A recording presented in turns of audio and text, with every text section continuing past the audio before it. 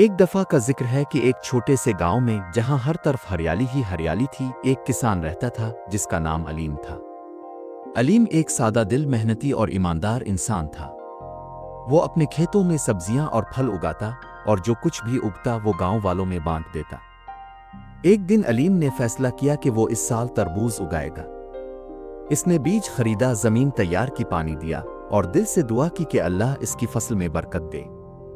دن، ہفتے اور مہینے گزرے اور ایک دن اچانک علیم کی آنکھ کھلی تو وہ حیران رہ گیا۔ اس کے کھیت میں ایک بہت ہی چمکتا ہوا سنہری رنگ کا تربوز اگا تھا۔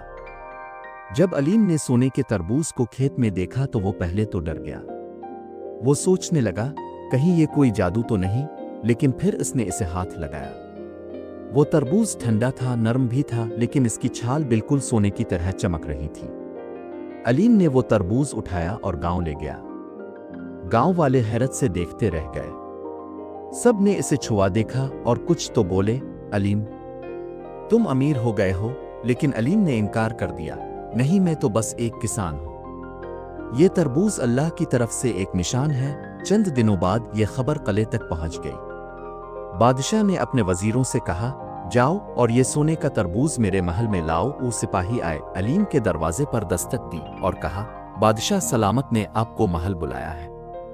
علیم ڈرا مگر پھر حوصلہ کیا۔ وہ سونے کا تربوز لے کر محل گیا۔ بادشاہ نے جب وہ تربوز دیکھا تو اس کی آنکھیں چمکنے لگیں۔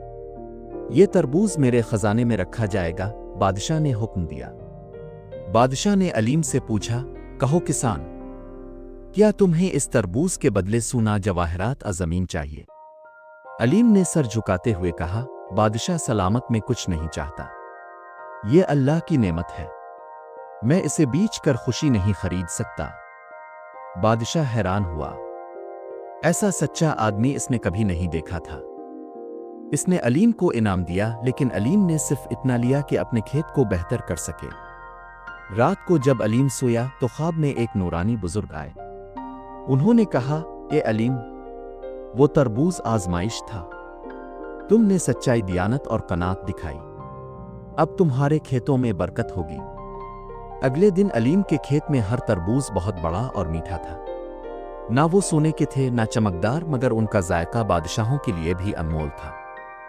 گاؤں کے بچوں، بڑوں اور بادشاہ نے علیم سے سیکھا کہ سچائی، شکرگزاری اور قناعت سب سے بڑی دولت ہے۔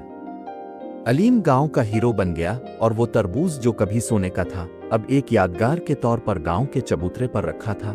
اس کی چمک علیم کی نیکی کی علامت بن چکی تھی۔ یہ کہانی ہمیں سکھاتی ہے کہ دنیا کی چمک دمک وقتی ہوتی ہے، مگر دل کی سچائی ہمیشہ چمکتی ہے۔ بچوں کو چاہیے کہ وہ ہمیشہ سچ بولیں، دیانت دار بنیں اور دوسروں کی مدد کریں۔